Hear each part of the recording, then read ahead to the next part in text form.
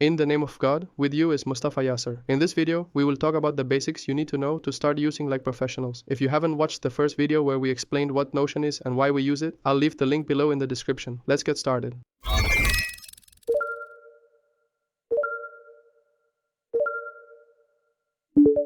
The first thing we will start with is how to create a new page. We will remove this page that we made in the last video. Simply, we will go here and click on new page, then write the name of the page you want to create, like my tasks. For example, I will name it test.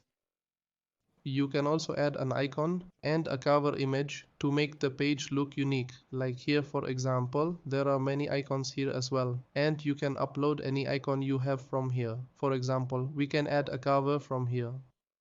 And there are many backgrounds here you can choose from, and at the same time you can upload if there's an image you want or if you have an image link, and here you can do a search. For example, we'll choose this one.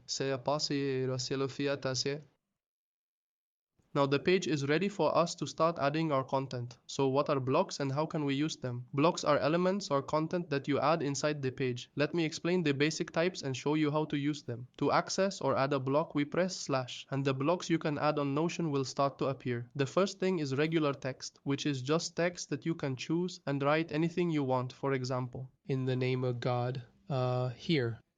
These are the titles of the page. And the second thing we can add is lists if you want to create a daily task list. There are also tables, which are very useful if you have many things you want to organize in a table format. You can also add images, videos, or even audio files. Additionally, you can easily add any link from any website.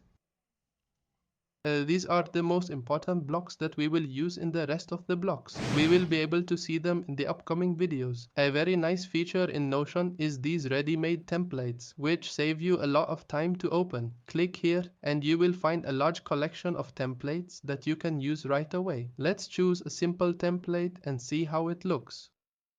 We will click on it so we can add it to our list. It has been added. We click on it to open it. As you can see, you can easily edit it, add things, or delete what you don't need. Like this, for example.